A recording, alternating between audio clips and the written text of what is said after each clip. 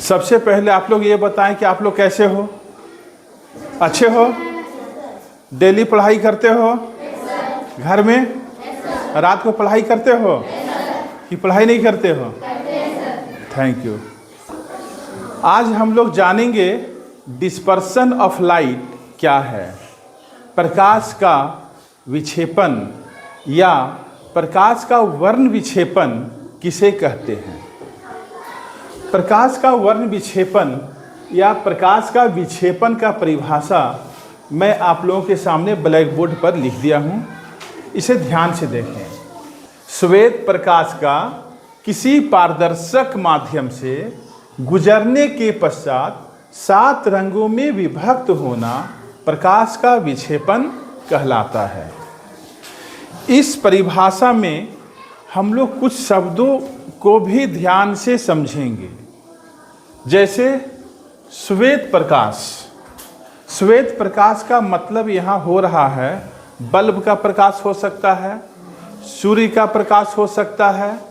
श्वेत प्रकाश के अंतर्गत आप लोग ये नहीं कह सकते हैं एलईडी का रंगीन वाला लाइट, लाल रंग, हरा रंग, ब्लू रंग जो जलता है ना, वो श्वेत प्रकाश के अंतर्गत नहीं आएगा। इसके बाद एक और शब्द है पारदर्शक माध्यम। पारदर्शक माध्यम किसे कहते हैं?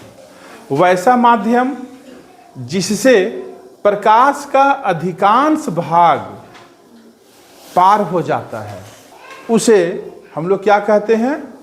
पारदर्शक माध्यम।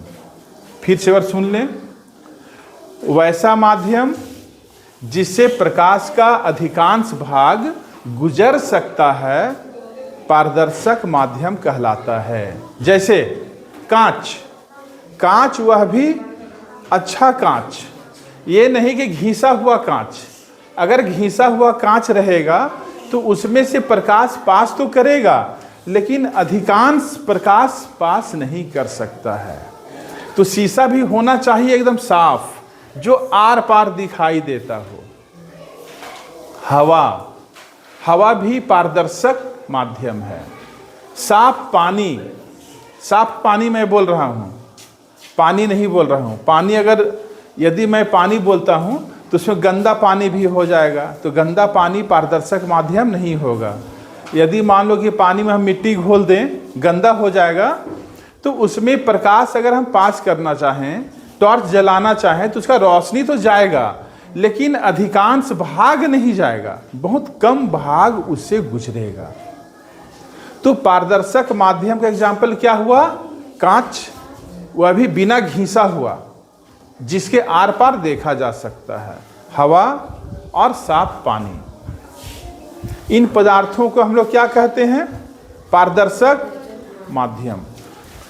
इस परिभाषा को हम लोग एक फिगर के द्वारा अच्छे ढंग से समझेंगे, ठीक है? इस फिगर में प्रकाश का विक्षेपण दिखलाने के लिए एक प्रिज्म लिया गया है। क्या है? प्रिज्म लिया गया है। इस प्रिज्म से श्वेत प्रकाश का एक पतला किरण को पास कराया जाता है, गुजारा जाता है। तो हम लोग देखते हैं कि जब यह प्रकाश की किरण इस प्रिज्म से होकर के गुजरती है, पास होती है, तो यह 7 रंगों में बंट जाती है। कितने रंगों में बंट जाती है? 7 रंगों में बंट जाती है। और यह जो 7 रंग ये पर्दा पर प्राप्त हो रहा है, इसे हम लोग क्या कहते हैं? स्पेक्ट्रम।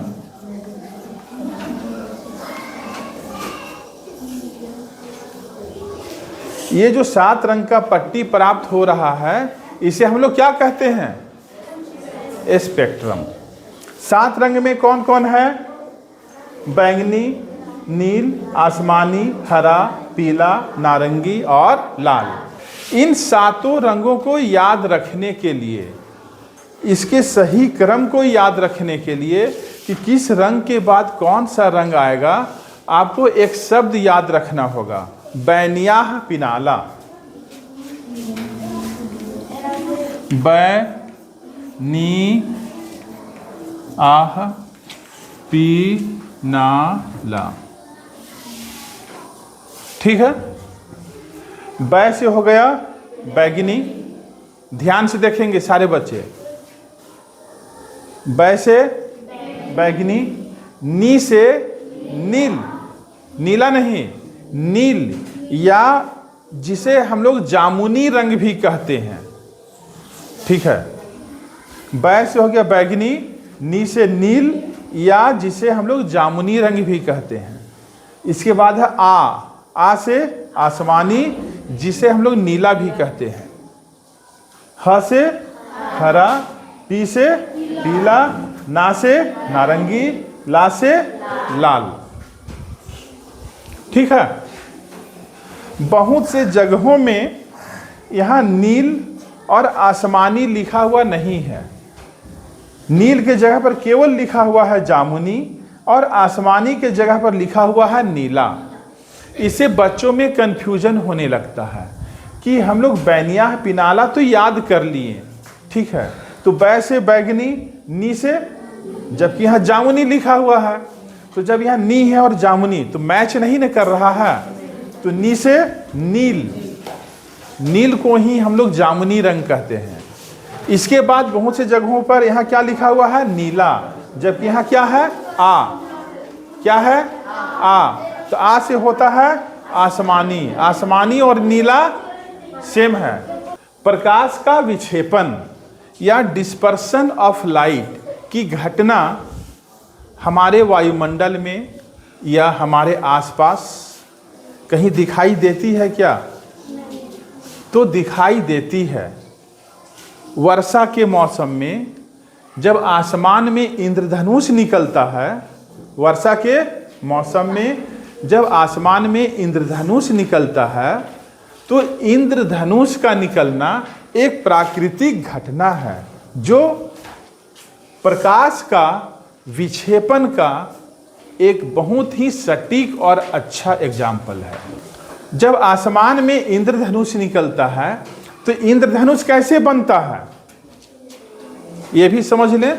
जब वर्षा होती है और वर्षा होके बंद हो जाता है, वर्षा होकर बंद हो गया, लेकिन वायुमंडल में जल की बूंदें बिखरी हुई रहती है, लटकते हुए रहता है, और एक बूंद नहीं सैकड़ों बूंद वायुमंडल में लटका हुआ रहता है। और जब सूर्य का प्रकाश उस पर पड़ता है, उस पानी की बूंदों से होकर गुजरता है, तो वह सूर्य प्रकाश 7 रंगों में बंट जाता है और क्या बनता है? इंद्रधनुष। क्या बनता है? इंद्रधनुष। जब सूर्य का प्रकाश पानी की बूंदों से होकर गुजरता है तब बनता है इंद्रधनुष। तो इंद्रधनुष एक प्राकृतिक घटना है जो दिखाता है प्रकाश के वर्ण विक्षेपण को। ठीक है, मैं आशा करता हूं कि आप लोगों को बहुत अच्छे ढंग से समझ में आ गया होगा। क्या कहीं किसी को दिक्कत है? अगर दिक्कत है समझने में थोड़ा सा भी तो पूछ सकते हो।